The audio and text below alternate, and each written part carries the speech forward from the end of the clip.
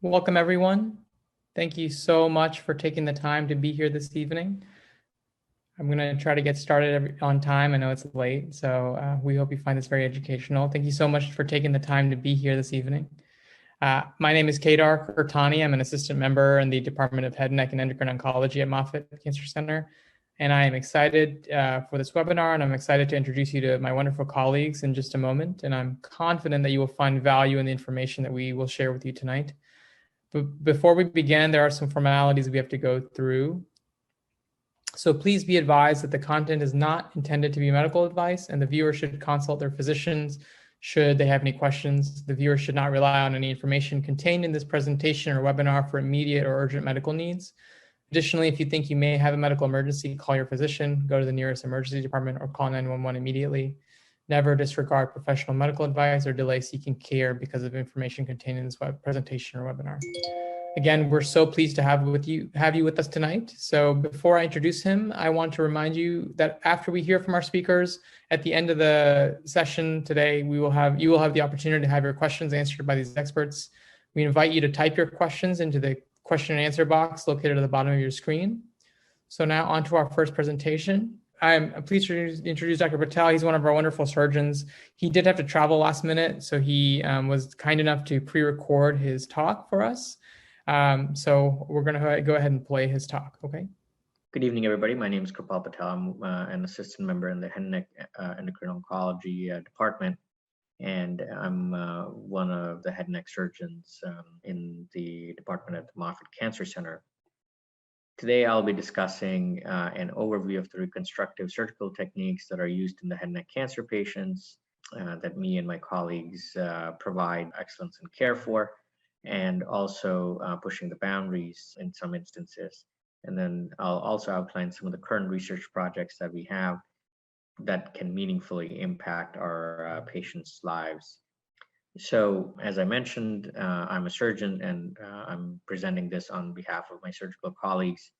Of course, we're pushing the boundaries in terms of not only the surgical techniques, but we have other research interests, including cancer care delivery and how we can provide excellent care and advance delivery of this care to underserved population. And a third component is the translational research as well.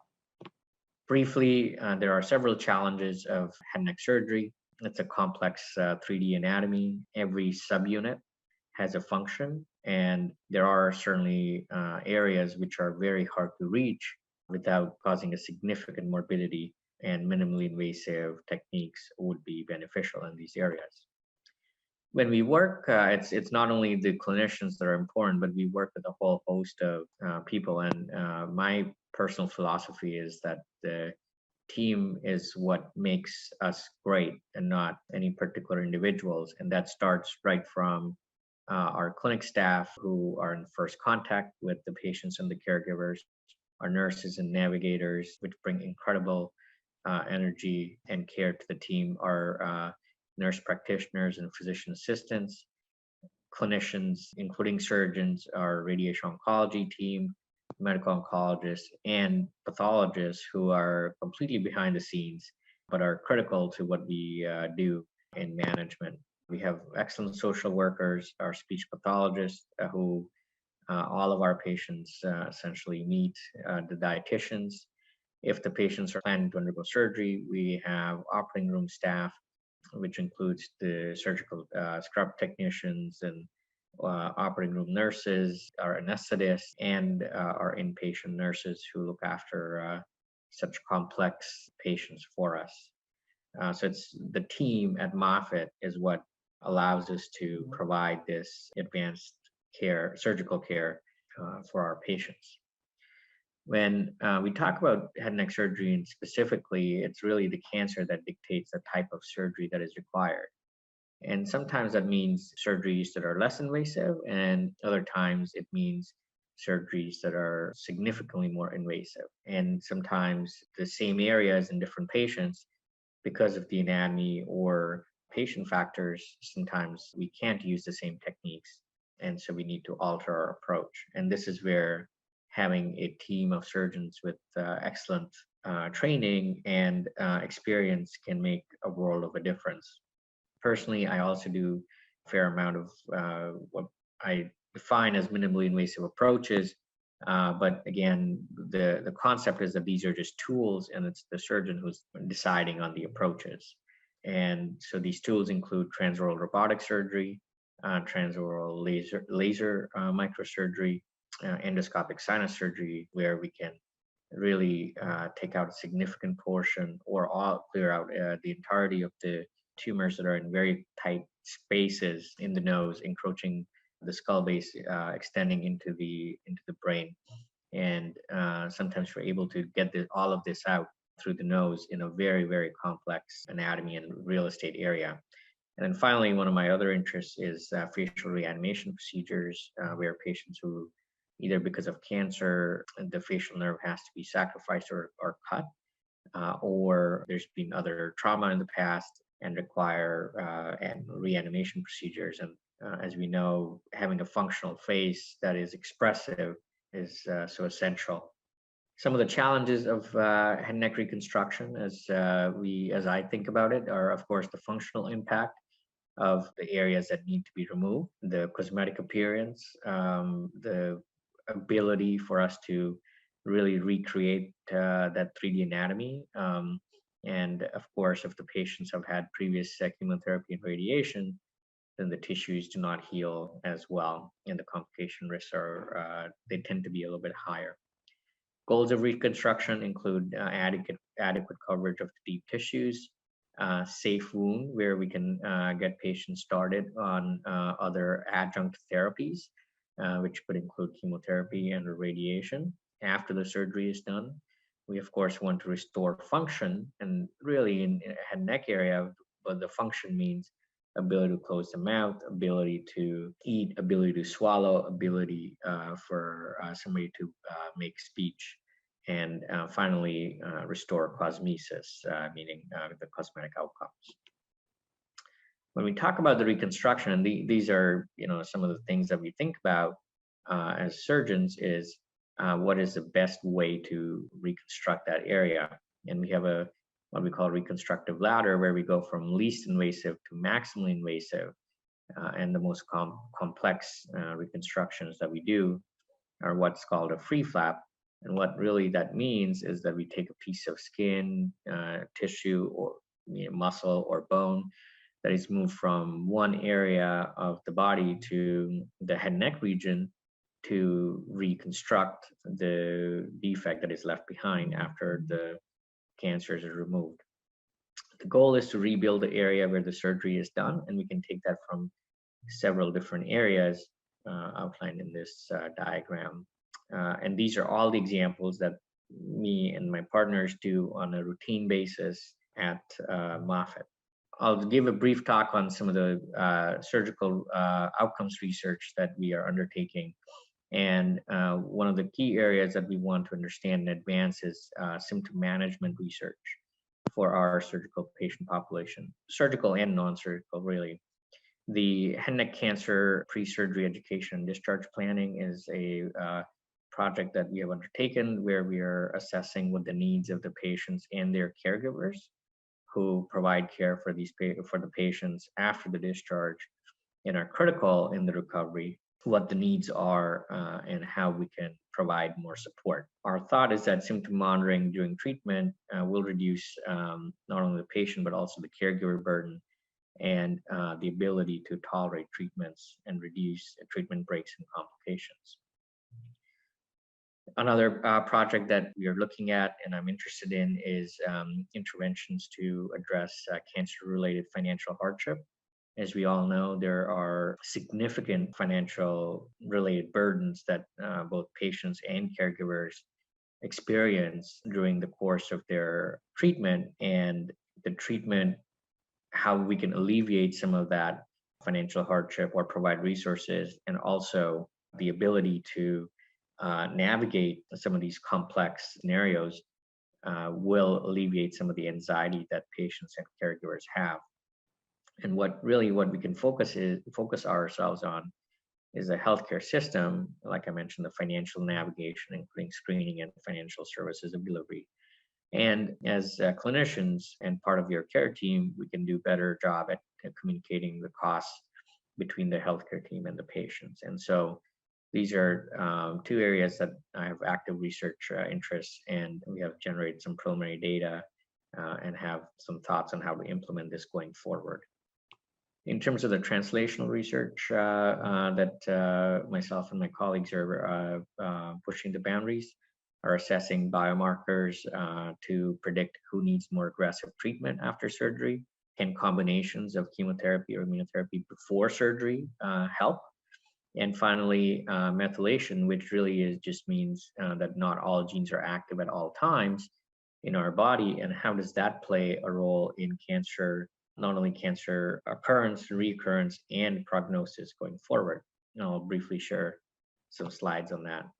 One of the projects that we've been looking at is immunomethylomics in head and neck squamous cell carcinomas.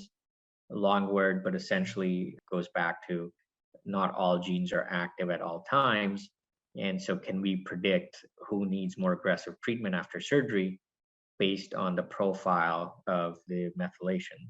And this is where we are going to compare the primary tumor, the lymph nodes, and the tumor DNA in the blood to assess for the methylation. The goal is to better understand the immune cell profiles in the primary tumor, the lymph nodes, and blood to predict early recurrences and, if needed, make treatment changes at the time. The second project that I alluded to is can combinations of chemotherapy or immunotherapy before surgery help? And this is not only limited to chemotherapy and immunotherapy, but also other types of cell therapies, including viruses. So, we know that treating cancers by directly injecting into the tumor or giving chemotherapy or immunotherapy may help in reducing the tumor burden before surgery.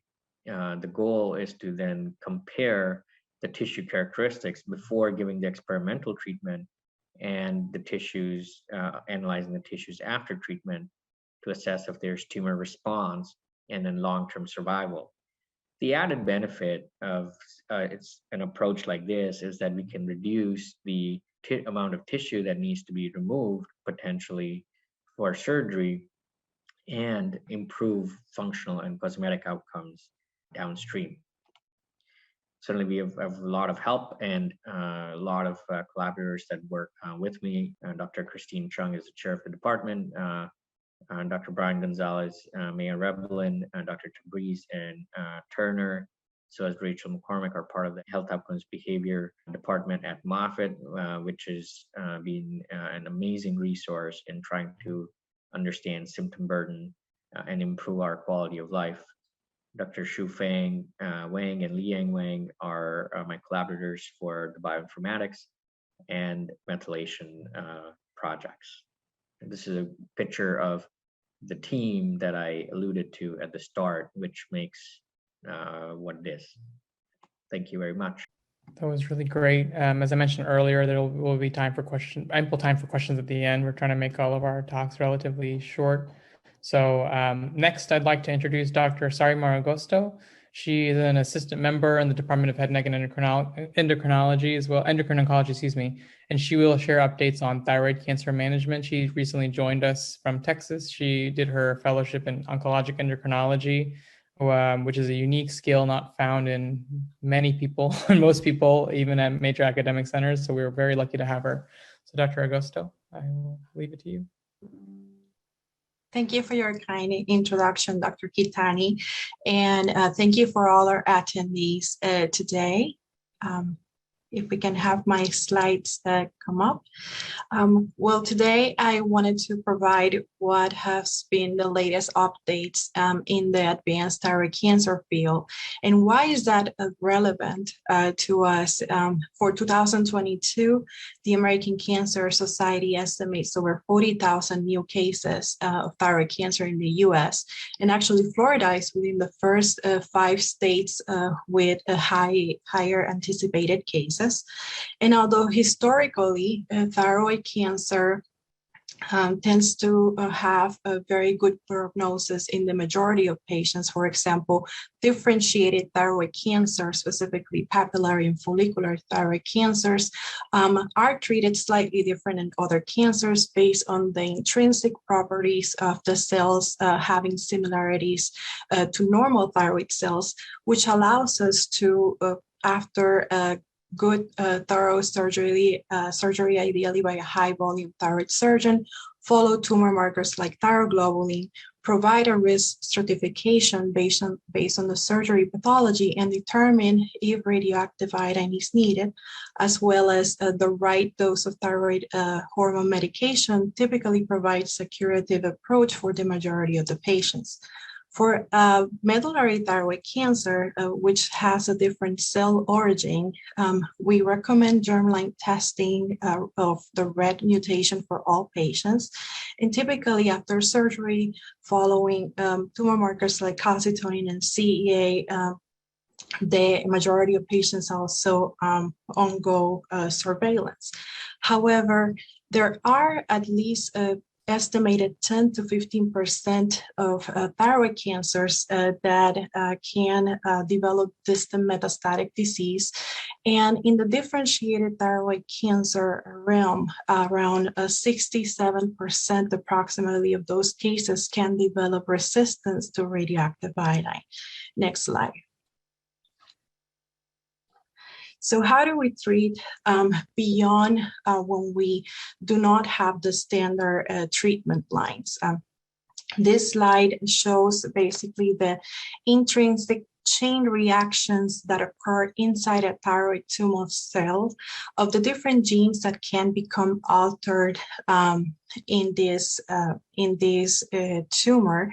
And although it seems like it's a busy slide, in reality, we as endocrine oncologists and medical oncologists, we want this slide to, in the future, be even busier with more treatment alternatives for our patients. For example, in the recent years, as you can see on the border of the cell, there are some tyrosine kinase inhibitors like bandetinib, lenvatinib, and cabozantinib, who are more general chemotherapies that are used in thyroid cancer. For example, lenvatinib and sorafenib were approved for a differentiated thyroid cancer, whereas bandetinib and cabozantinib were approved for medullary thyroid cancer once the tumors have become metastatic, meaning spreading outside the neck or growing rapidly. And these chemotherapies, I call them the general oral chemotherapies for thyroid cancer because, as you can see, they also act on blood cells that are surrounding the environment of the tumor. They can be very potent. Some of them, for example, like lenvatinib, can have responses in up to 65%. And actually improve the overall survival in patients that are over 65. But the fact that they are general and acting in different places in the cells do make them prone to having multiple side effects, including high blood pressure, occasionally kidney problems, heart problems. And so the field in thyroid cancer is moving towards something that we call precision medicine, meaning finding the right medicine for the right patient and obviously at the right time.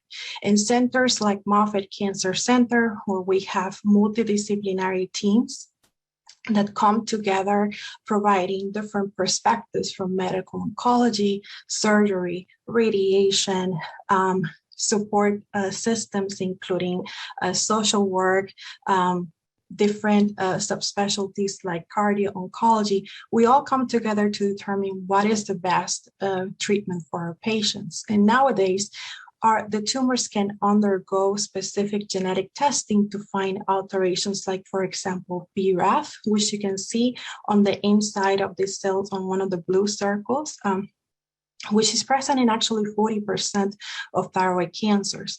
We can also find sometimes red fusions, which is seen more on the left side of the cell, and red fusions. And we now have very specific drugs that can target those alterations.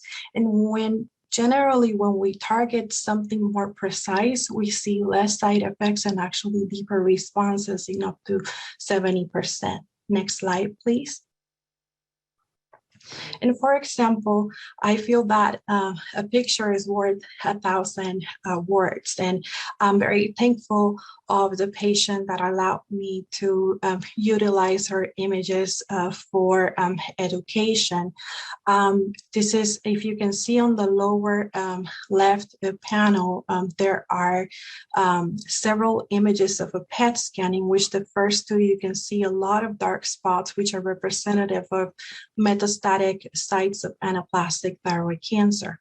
In this patient, the tumors had a BRAF mutation, and more recently, as I showed on the previous slide, there are drugs like the dabrafenib and trametinib, which target that BRAF and MEK alteration, which have shown to provide a big ray of hope for a disease that used to be fairly untreatable in the past, showing that now we have 80% of those cases alive at 1 year. If you look at the image that's right following those two PET scans on the lower end, you can barely see any lights, any dark spots, showing an incredible response in this patient.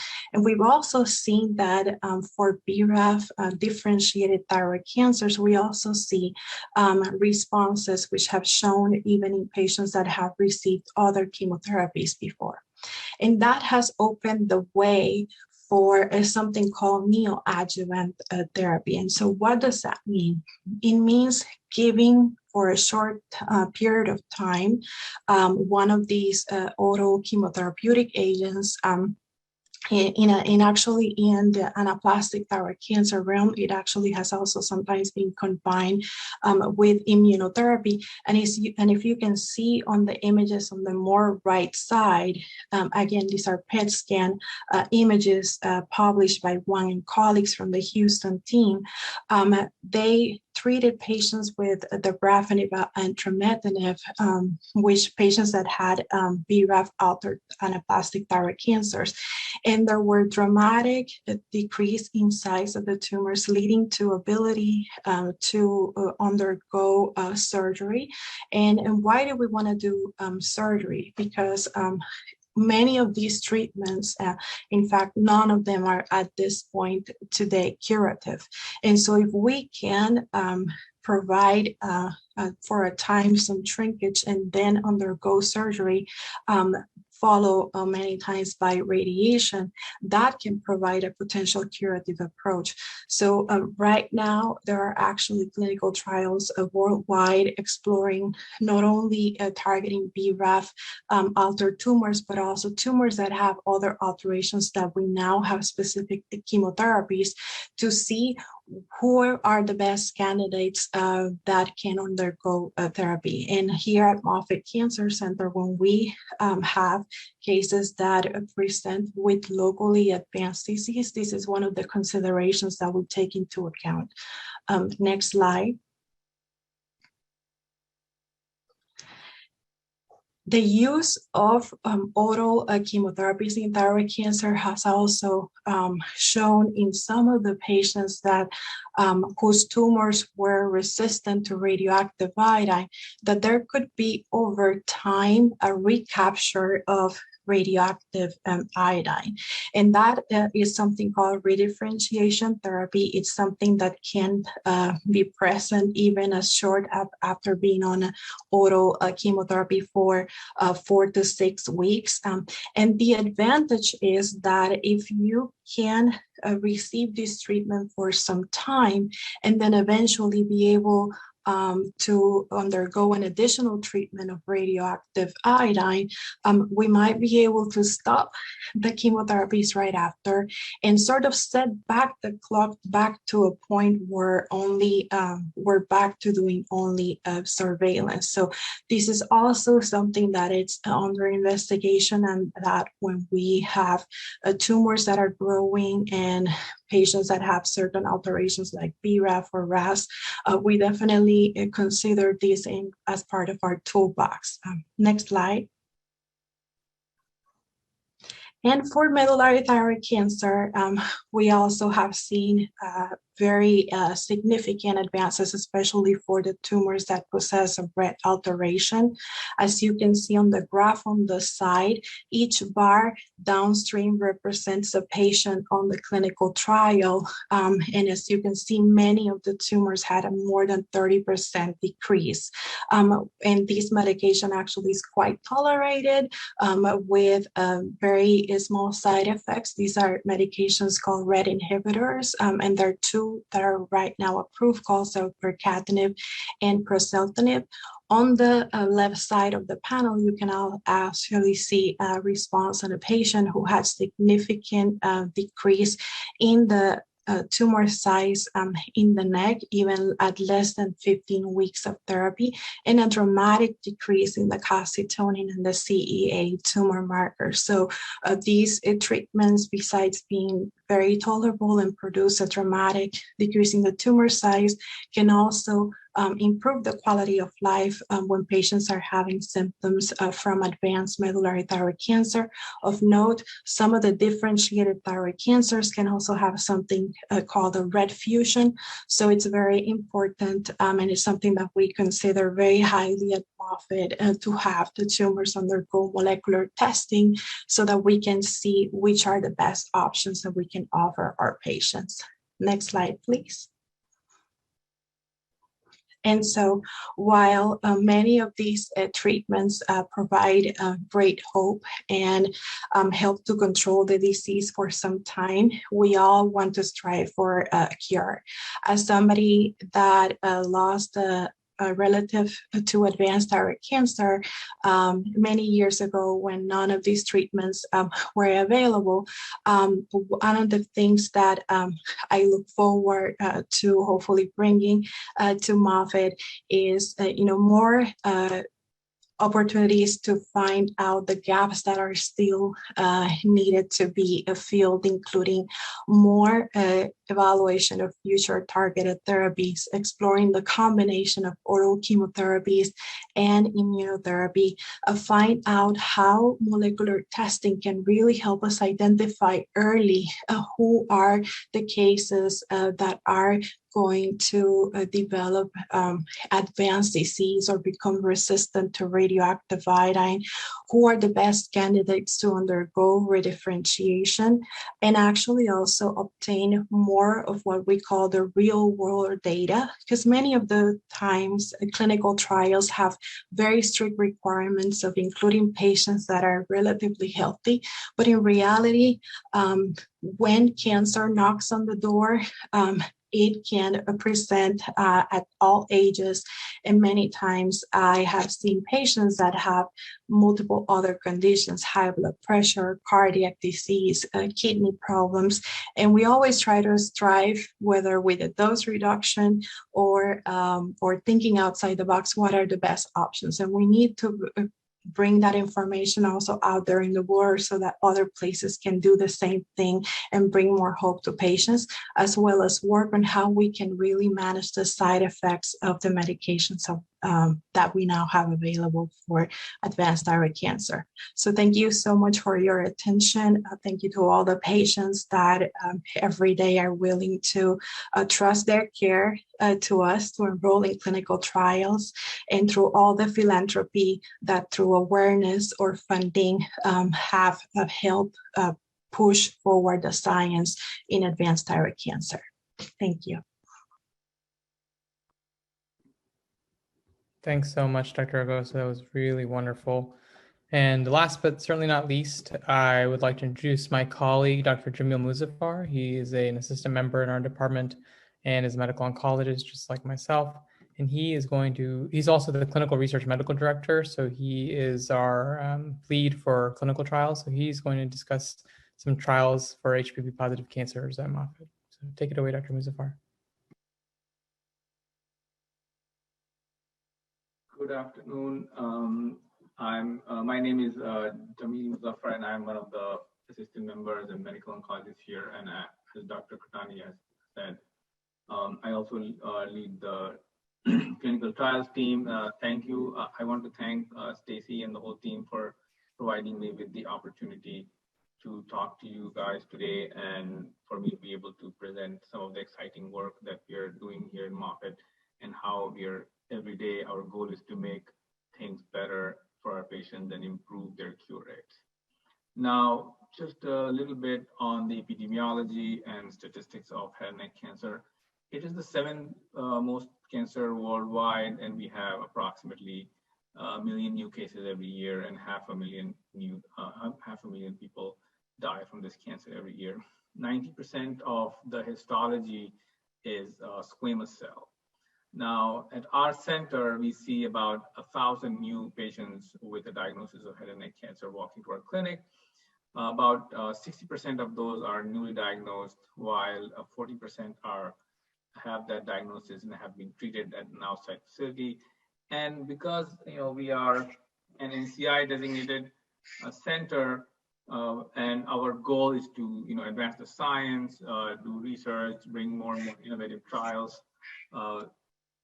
Our 40% of our patients are coming in just to look at trial options and get second opinions from our providers.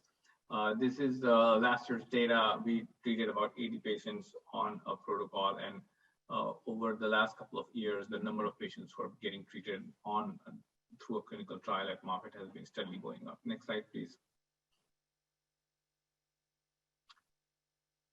So one of the things that I'm going to talk about today is HPV. And there is a reason why a lot of our push in the trial area and in the research area is on HPV. This graph that you see here gives us the incidence of oropharyngeal cancers in the last 25 years, starting from 1988 all the way up to 2004. And the orange line here shows how the incidence of oropharyngeal cancers has increased steadily over the last 25 years. The green line is the HPV negative oropharyngeal cancers, and this is primarily caused by smoking.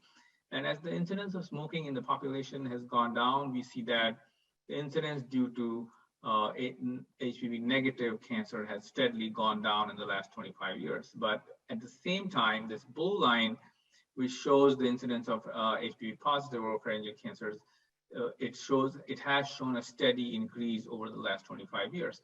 Therefore, even though smoking incidences have gone down, but HPV has emerged as a new challenge for us to accelerated our research, because we know that oropharyngeal cancers have steadily been growing, and that is primarily driven by the increased incidence of HPV.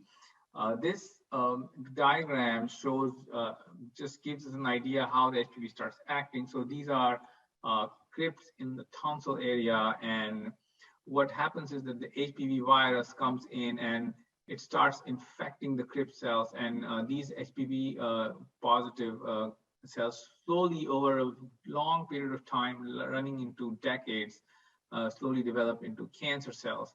And then the cancer starts growing. Now, because this is HPV-related cancers are mostly found in the back of the tongue, they usually at least do not cause any symptoms till they are sufficiently large.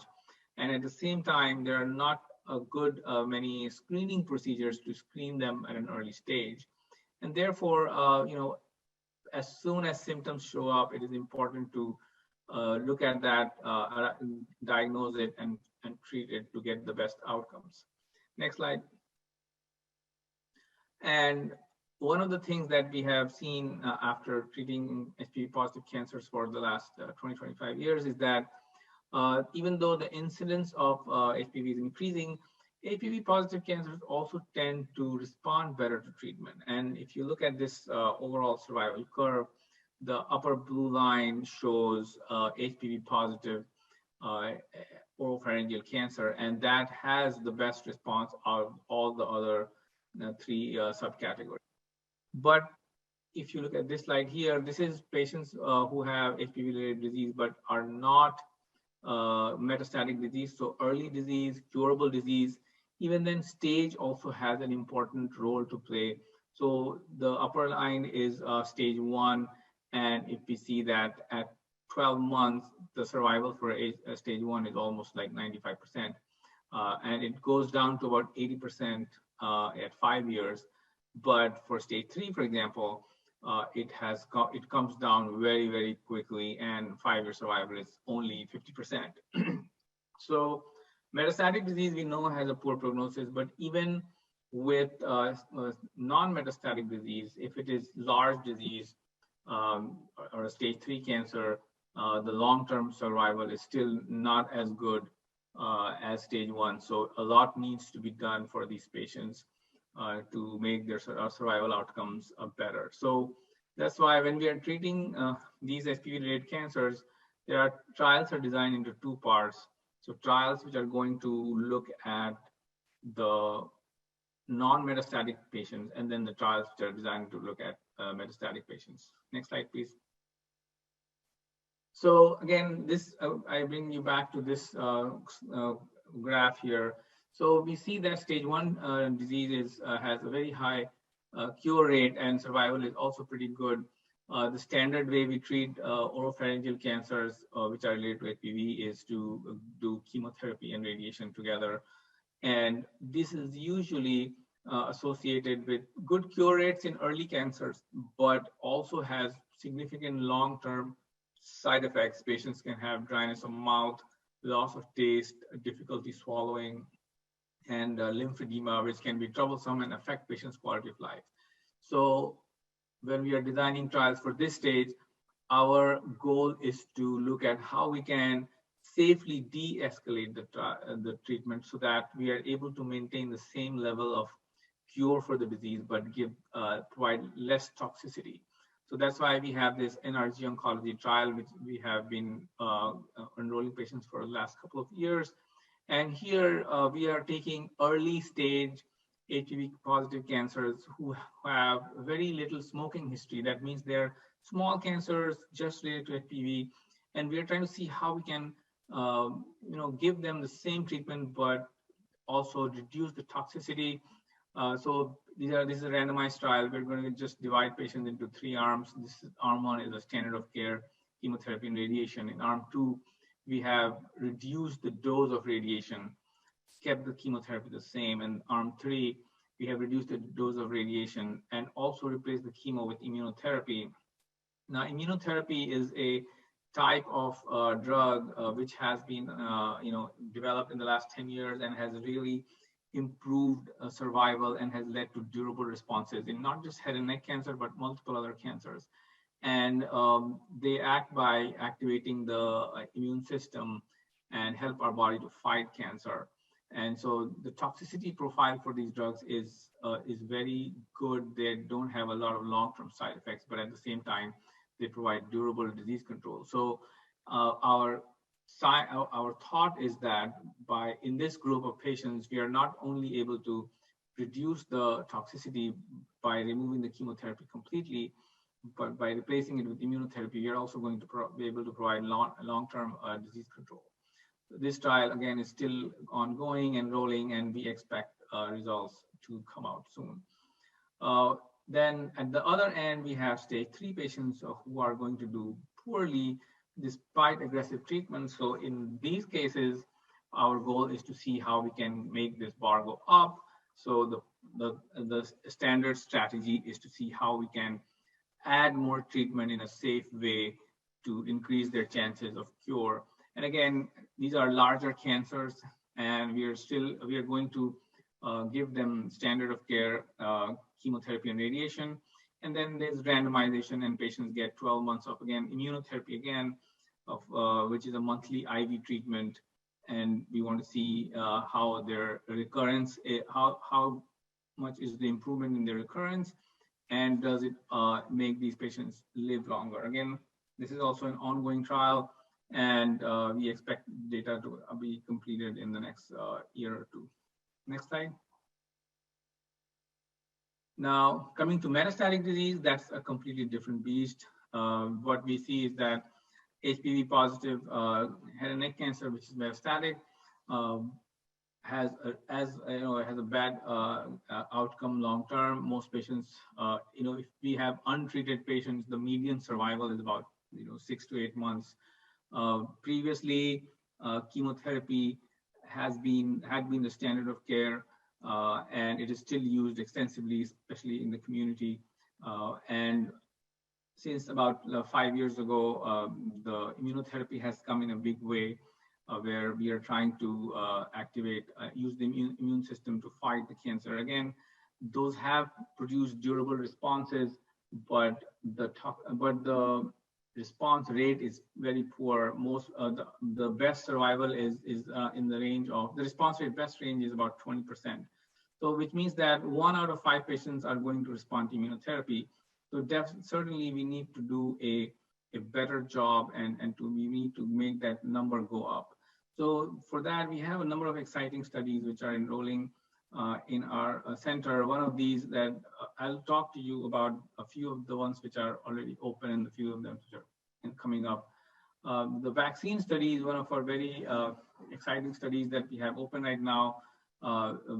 We know that vaccines work in HPV in preventing the cancer. So the thought is that can we also use it and combine it with immunotherapy to treat these cancers. So we have this newly designed vaccine, ISA 101B, and we're combining it with this PD-1 blocker called cemiplimab. And patients are usually selected for their P16 status, which is a marker of HPV infection. And then what we are doing in these patients is that they're going to get 3 doses of the vaccine, and then they get immunotherapy every 3 weeks for 12 to 24 months. Again, this study is ongoing. It's at multiple sites in the world, and so far, Moffitt is the largest enroller of patients in this study. Next slide, please. Now, looking at how we can treat HPV-related cancers, one of the thought is that if we target HPV directly by targeting one of its proteins, then the chances of controlling the disease is better, because the HPV is the thing that is driving the cancer. So in that realm, we have this exciting trial called Q101, where we have this synthetic molecule which contains human IgG, which is combined with HLA, and this is the E7 epitope of HPV, and it's combined to IL-2. This whole drug is given as an infusion once every 3 weeks. And again, for this trial also, we are a very high enrolling site, and we think that the results from the study are going to be very, very encouraging. Next slide. Apart from those specific HPV-related trials, we also have immune therapy-based trials, which are going to be helpful, which we are using extensively in HPV-positive cancers. I'm just going to discuss these 2 that we have here.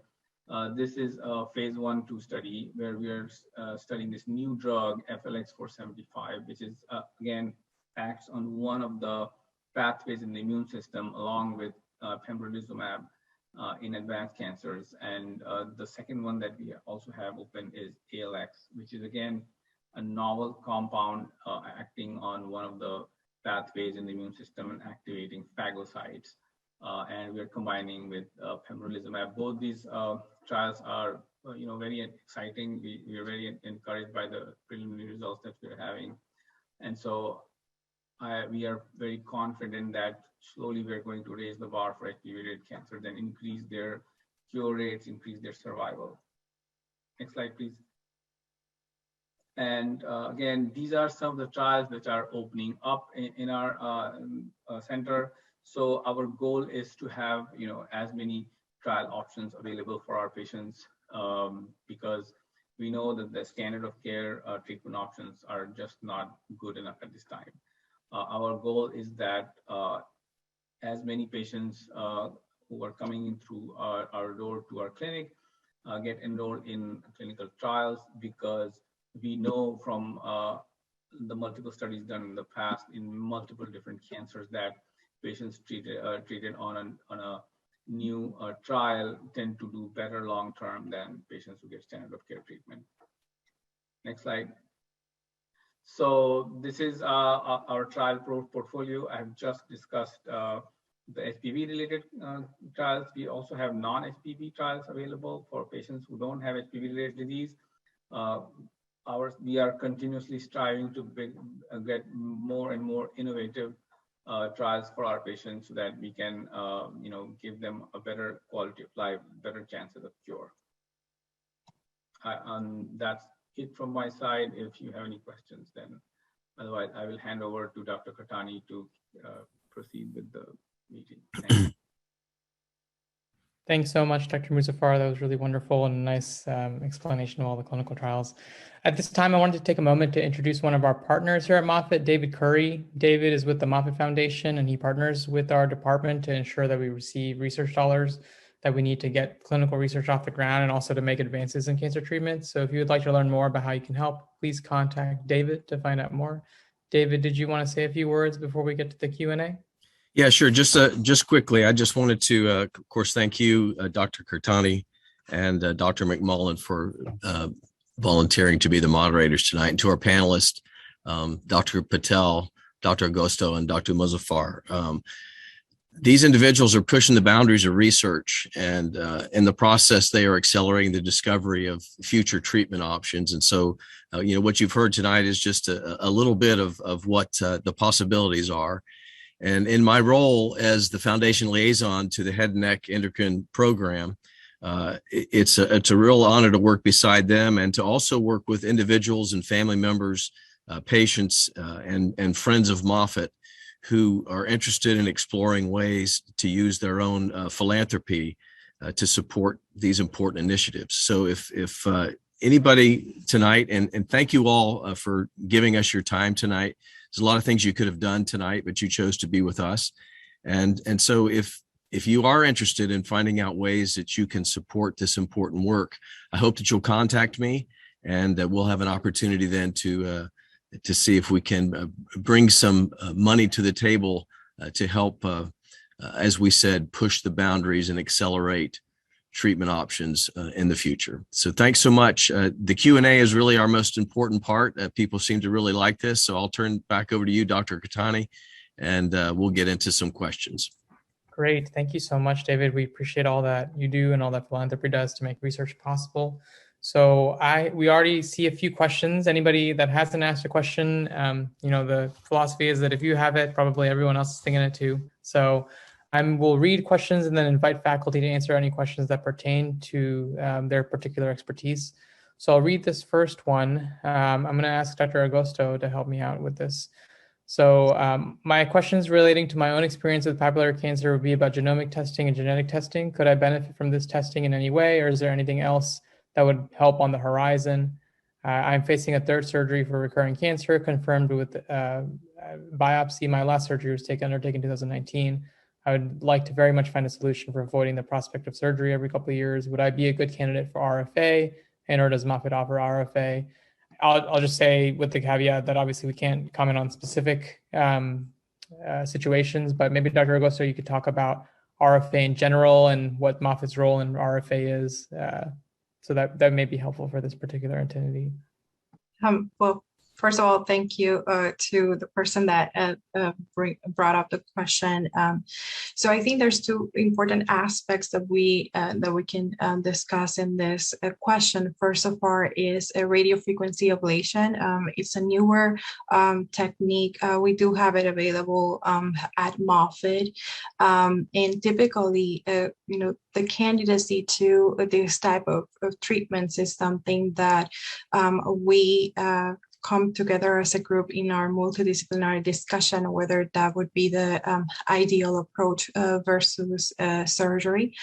Given, although RFA is not a surgical technique, it can still have complications that might be, from something as mild as pain, but sometimes could be, bleeding, nerve injury, or actually needing to undergo a surgery if there's a complication. And so, although we have the expertise here at Moffitt, because it's still not the standard of care, if a surgery is feasible, we do make those decisions as a multidisciplinary group, weighing in a lot of factors, the extent of surgeries and the amount of tumor, what we call the tumor burden, meaning like how much the cancer, the location, the patient's age, comorbidities, is surgery feasible. And so I think that that's something very important for this person to discuss directly with their provider. And then second, the use of genomic testing and genetic testing. So right now, for example, for anaplastic thyroid cancer, it's definitely a standard to look for genetic alterations, whether we do it directly testing the tumor or through liquid biopsy, which is a blood test. For medullary thyroid cancer, it is recommended that patients have a genetic testing for something that is a germline red mutation, meaning all the cells in the body have the red alteration, which would then mean association with multiple endocrine neoplasia syndrome, meaning that other tumors can be associated besides the medullary thyroid cancer. And nowadays, in cases of advanced medullary thyroid cancer, who have undergone germline testing to see if there's a genetic red mutation that's familial. If that is negative, we can also test the tumor to see if the tumor itself can have a red alteration, given that there's two newer drugs. For papillary thyroid cancer, we typically reserve genetic testing for specific circumstances whenever there is progression or significant risk of progression or distant metastatic disease. Typically, we try to do the genetic testing, if possible, ideally in a tumor recurrence or a metastatic site if biopsy is feasible, knowing that sometimes there are locations in the body where biopsying might not be as easier. And so sometimes we do have to then send the genetic testing for at the original tumor. There's still not a standard recommendation to have all papillary thyroid cancers undergo genetic testing. Because of these tests, can be sometimes costly, and also these panels are constantly evolving.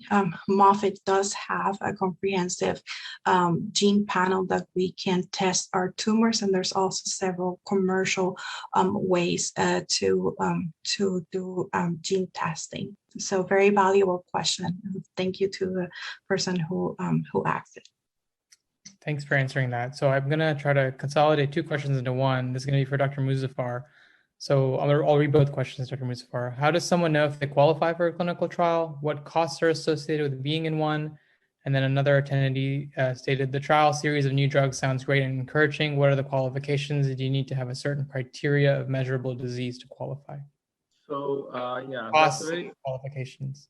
Very good question. So qualifications, I would have to say that every trial is designed for a specific patient population. For example, some trials are designed for early stage cancer, some are designed for later stage cancer, some for metastatic disease, some for newly diagnosed metastatic, previously treated. So as I said, every trial has a different set of criteria to find out if somebody qualifies for a trial. You should visit your physician and they can go over your medical records and your treatment options, and then also discuss trial options at that time. So, it's not possible for us to say that, this is a trial and everybody would qualify for that trial. Regarding the cost and the treatment plan, the treatment plan under any trial is divided into two parts, things which are considered standard of care, and then things which are considered experimental. And usually the insurance companies are going to cover the costs which are considered standard of care, while the trial will cover the costs which are considered newer or experimental things. And again, this is a very, very important consideration because patients are a lot of time they're scared what their costs are going to be when they're coming in for consideration for a trial. But we have a very efficient financial unit, and we have social workers who can guide patients through the process and answer their questions. And vast majority of the times, they're going to be able to help you either through your insurance or through the sponsor or through other options which are available at Moffitt, including things like charity care to get patients on the trial. Our goal is to get patients the best treatment that they need, and financial things can always be worked out in many ways. Thank you, Dr. Muzaffar. Dr. McMullen, if you're up for it, I'll ask you two questions. I know your voice is hurting, but we have two questions that I think you can answer. So one, how do people find out that they have this kind of cancer? I think either head and neck squamous cell cancers or thyroid cancer. And another question is, what advice would you give someone with a new diagnosis? Those are both great questions, and I sincerely apologize for the sound of my voice tonight. I've got a little bit of laryngitis. But to address your first question, how does somebody know if they have these types of cancer? So I'll separate head and neck cancers and thyroid cancers. Some of the symptoms may overlap. You may notice a neck mass with overlying skin changes. It may or may not be painful. The mass does not go away, doesn't get smaller over a period of a number of weeks. A sore throat that does not improve over 2 weeks, oral sores, bleeding from the mouth and throat that does not improve. These are all potential signs of head and neck cancer. So if you're noticing any of these things, please see your primary care doctor or even your dentist to take a look. Dentists also play a really important role in evaluating and screening patients for head and neck cancers. And the second question, I'm sorry, Dr. Kirtane. What advice would you give to someone with a new diagnosis? Oh, well, obviously, whenever someone is diagnosed with cancer, it just completely changes your whole world and outlook on life. I think the most important thing is to have the people around you that have your back and can come take notes for you and listen in and support you during your doctor's appointments, because when you're there, it's going to be hard for you to remember everything with all the stress. So I think one of the most important things when someone's first diagnosed is to bring a friend or family with them and have them be a part of your care team.